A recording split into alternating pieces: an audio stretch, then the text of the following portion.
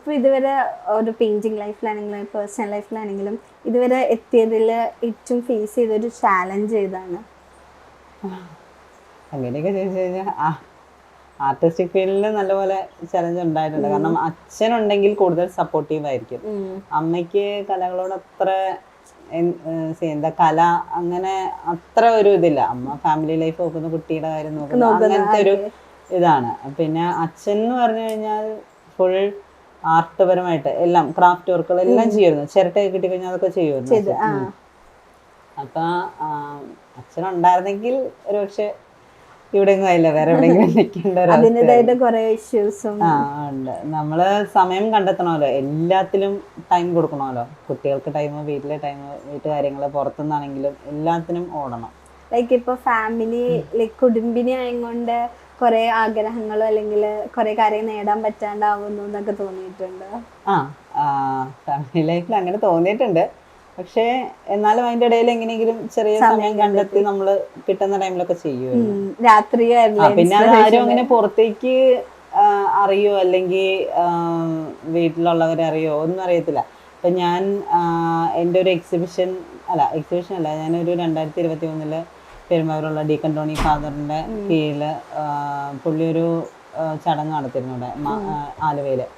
അന്നൊരു പ്രണയമഴ എന്ന് പറഞ്ഞിട്ടൊരു മാഗസിൻ പബ്ലിഷ് ചെയ്തു. അതിനെനിക്കൊരു കവിത എഴുതി. അപ്പൊ സ്കൂളിലൊക്കെ എനിക്ക് സമ്മാനം കിട്ടിയിട്ടുണ്ട് കവിത എഴുതി. അമ്മയ്ക്കും കാര്യമായിട്ട് അറിയില്ല.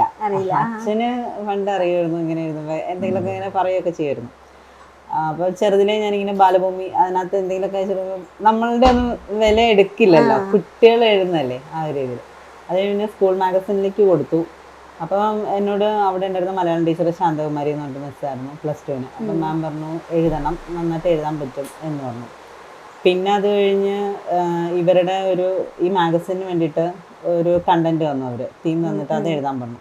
അപ്പം അത് ഞാൻ എഴുതി അയച്ചപ്പോൾ പൗരൻ ഡെയിലിയിൽ വർക്ക് ചെയ്യുന്ന ബേബി തിരുവല്ലയിൽ എന്ന് പറഞ്ഞിട്ട് സാറ് അപ്പം പറഞ്ഞു നന്നായിട്ടുണ്ട് എഴുതുന്നത്, കുഴപ്പമില്ല, നീ കുറേ കൂടി വായിക്കണം, എഴുതണം എന്ന് പറഞ്ഞു.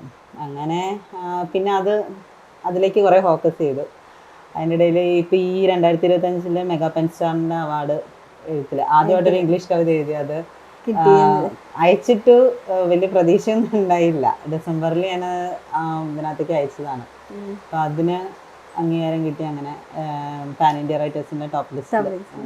ഈ കവിത എന്ന് പറയുന്നതിലൂടെ എങ്ങനെ ഇൻട്രസ്റ്റ് വന്നു തുടങ്ങിയത്? കവിത പണ്ട് തൊട്ടേ വായിക്കാൻ ഇഷ്ടമായിരുന്നു. അപ്പൊ ഇങ്ങനെ സ്കൂളിൽ ഇങ്ങനെ കവിതകളൊക്കെ പഠിക്കുമ്പോൾ അതിങ്ങനെ ട്രാൻസ്ലേറ്റ് ചെയ്ത് ഒക്കെ നോക്കും. പിന്നെ ചിലപ്പോ ഒരു മൂഡില് എന്തെങ്കിലും സങ്കടം വന്നിരിക്കുമ്പോഴോ അല്ലെങ്കിൽ ചിലപ്പോൾ സന്തോഷം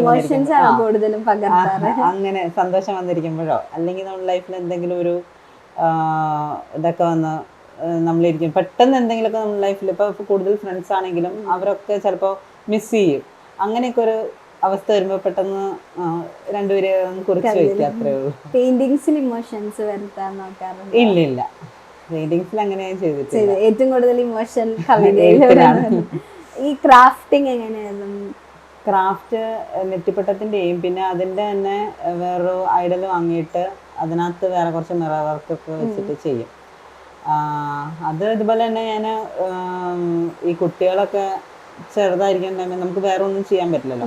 അപ്പോൾ വീട്ടിൽ ആ വർക്കുകളൊക്കെ കഴിഞ്ഞിട്ട് ഫ്രീ ആയിട്ട് ടൈം കിട്ടും. അപ്പം അന്നേരം ഞാനിങ്ങനെ കുറേ യൂട്യൂബ് വീഡിയോസ് ഗൂഗിളിലൊക്കെ സെർച്ച് ചെയ്ത് കുറേ ഇങ്ങനെ ആർട്ട് നമുക്ക് ടൈം കിട്ടുന്നത് ഞാൻ മാക്സിമം ഈ ആർട്ട് എന്നുള്ളൊരു രീതിയിലേക്ക് നോക്കും. അങ്ങനെ കുറേ സെർച്ച് ചെയ്യുമ്പോഴത്തേക്കും ഇങ്ങനെ പല മോഡലുകൾ കാണുന്നുണ്ട്. അപ്പം നമുക്കത് എല്ലാം കണ്ടു കഴിയുമ്പോൾ എന്തുകൊണ്ട് നമുക്ക് വേറെ രീതി ചെയ്തുവിടാൻ ചിന്തിച്ച് അങ്ങനെ ചെയ്ത് തുടങ്ങിയത്.